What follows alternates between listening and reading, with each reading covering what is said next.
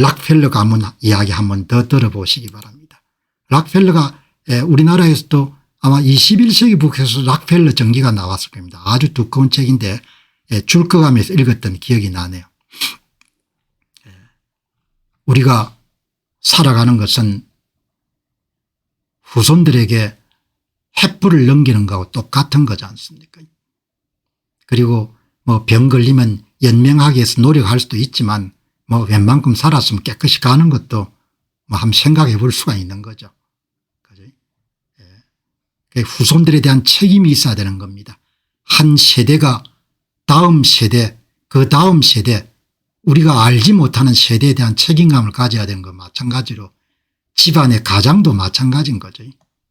이렇게 이 잔디 록펠러 주니어가 똑똑했던 겁니다.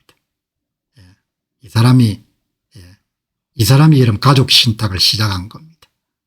그러니까 부를 영속적으로 유지하기 위해 가지고 존 디 락펠러 그 아들 존 디 락펠러 주니어 이 아들이 여러분들 1934년과 1952년에 일레보커블 패밀리 트러스트 취소불능 신탁을 만든 겁니다.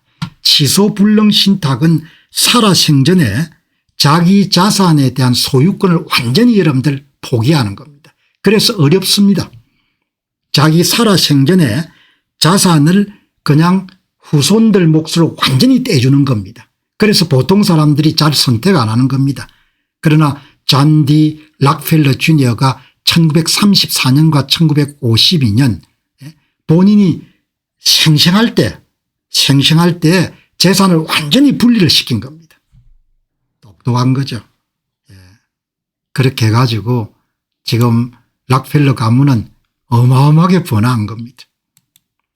재산 규모가 100억 불 이상 늘어나고 원금을 개인 소유에서 완전히 분리해서 그리고 여러분들 이 가족 신탁을 잘 짜면은 상속세 증여세를 엄청나게 아낄 수 있는 겁니다. 나라에 주는 대신에 후손들한테 주는 겁니다.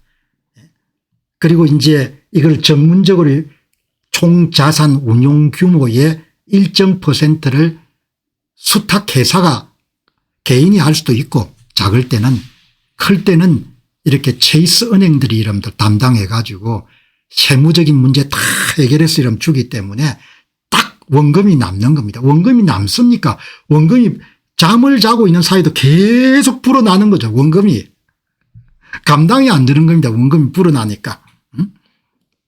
그렇게 해서 마약하는 애들한테는 배당금 못 받는다. 알코올 중독처럼 걸린 애들한테는 배당 못 받는다.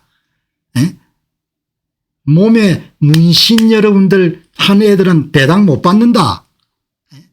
배당을 받는 조건은 하나님을 경외한 자만이 배당을 받는다. 이렇게 본인이 생각한 거 다 너가 만들 수 있지 않습니까? 그죠? 자기가 자기 돈 주면서 이러면 자기가 정하는데 누가 뭐라고 하겠습니까? 여러분 이렇게 해가지고 원금을 완전히 분리해 가지고 100년 넘는 동안에 취소불능 신탁 일레보커블 트러스트를 만든 겁니다. 1952년에는 손주들을 위한 신탁을 설정했네. 얼마나 할아버지 마음이 아름답습니까? 자식을 여러분 전부 다 어떻게 믿습니까? 사업이 망할 수도 있고 이혼할 수 있고 약물할 수도 있고 사람은 다 그런 거지 않습니까? 완벽하지 않으니까 돈 많으면 제정신 차리겠습니까? 제정신 못 차리죠. 자산의 상당 부분을 패밀리 신탁에 집어넣어서 개인 소유에서 완전히 분리하고 후손들은 신탁의 수익자 베니피셜리가 되는 거죠. 이런 제도를 보면 참 미국이 정말 참 제도가 잘 돼 있다. 미국의 금융제도는 참 잘 돼 있습니다. 이렇게 당대에 약간의 돈이라도 축적하게 되면은 얼마든지 여러분들 아들을 넘어가지고 여기 모르겠습니다. 문신은 왜 그리 많이 하는지 모르겠습니다. 아니 문신하는 사람들도 생각이 다르겠죠. 그러나 할아버지 돈 받으려면은 고조부 할아버지 돈 받으려면은 정조부 할아버지 돈 받으려면 문신하지 말라. 한두 잔 마시는 거 좋지만 여러분 알코올 많이 해가지고 병원 왔다 갔다 하면 돈 못 준다. 가능하지 않습니까? 예? 예? 하나님 잘 믿어라. 이렇게 뭐 자기가 이야기할 수 있는 거죠. 그지? 예. 이렇게 해가지고 그 큰 불을 다 유지한 겁니다. 뭐 삼성 가문이 지금 난리지만 앞으로 어떻게 될지 뭐 어떻게 알겠습니까? 물론 부가 크니까 오래 가겠죠. 오래 가지만 이렇게 견문들이 이런 걸 배워야 되는 겁니다. 안목이란 것은 그냥 생기지 않지 않습니까? 안목, 시야란 것은. 오늘 공병호 TV를 보는 분들이 이 방송을 통해서 저와 함께 안목과 시야를 확장해 가지고 좀 멀리 보자 이야기죠. 넓게. 그리고 상속세를 어마어마하게 줄일 수가 있지 않습니까? 공제한도 최고에까지. 그러면 미국 같은 경우는 여러분들 공제를 어느 정도 받을 수 한 400억 정도까지 여러분 공제를 받을 수 있죠. 그다음은 이제 세금이 상속세가 때려지겠지만 400억 정도만 여러분들 신탁을 넣어놓더라도 10대 20대까지 갈 수 있는 거죠. 그지? 이렇게 록펠러 가문의 전략은 한마디로 소유하지 않으면서 통제하고 원금을 지키면서 수익만 나누어 가진다. 치소불능 신탁. 이 구조가 이렇게 되어 있습니다. 돈을 내는 할아버지가 설정자가 되는 겁니다. 뭐 이거를 클레턴가 이렇게 부를 겁니다. 그리고 수탁자를 지정하는 겁니다. 아들. 그리고 아들이 시저자녀 이름들 전문기관을 설정해 가지고 약간의 운용수수료 그리고 수익자를 다 규정할 수 있는 겁니다. 이 가족 신탁은 25세부터 수령이 가능하고 25세가 되는 자가 수령을 했을 때는 그 수익의 일정 부분을 반드시 재투자를 해야 된다. 이렇게 규정을 할 수가 있는 겁니다.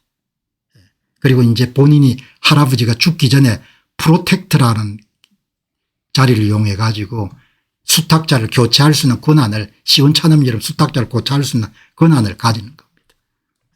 얼마나 멋진 제도입니까? 한국 제도는 아직 안 봤습니다. 한국은 제도가 정착된 지 오래가 안 되기 때문에 좀 불안전할 겁니다. 홍콩은 확실히 자리를 잡고 있고. 그지? 이게 힘든 겁니다. 재산을 신탁에 넣는 순간 법적으로 더 이상 본인 재산이 아닌 겁니다. 다시 돌려달라 이런 거.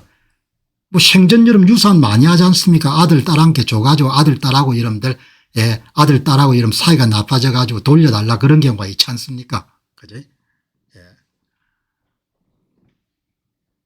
여러분 아들 딸을 어떻게 믿겠습니까? 큰 돈 주어지면 여러분 제정신 갖고 살겠습니까? 내 같으면 제정신 갖고 살기가 쉽지가 않을 것 같아요. 큰 돈 가지면. 그리고 이혼 한두 번 하면 여러분들 지금 30% 50% 정도 주니까 미국은 다 50% 이상 가져가지 않습니까? 한두 번 하면은 이 가족 신탁은 여기에 대한 권리는 이혼 소송을 청구하는 자가 일제 여러분들 침범할 수 없는 거죠. 그렇게 해서 우리가 시야를 넓혀 가지고 우리 아버지 할아버지가 해온 방식하고 좀 다르게 선진화된 걸 받아들여 가지고 신탁의 영구히 남고 원금이 이런 잠을 자는 속에도 계속 늘어나지 않습니까? 후손에게는 이자와 배당만 지불하는 겁니다. 아들이 수탁자가 될 수도 있고 규모가 작을 때는 규모가 좀 커지면은 그런 신탁회사나 은행들이 맡을 수가 있는데 아직 한국은 역사들이 짧고 하니까 그렇게 썩 신뢰를 할 수가 없는 거죠. 그지?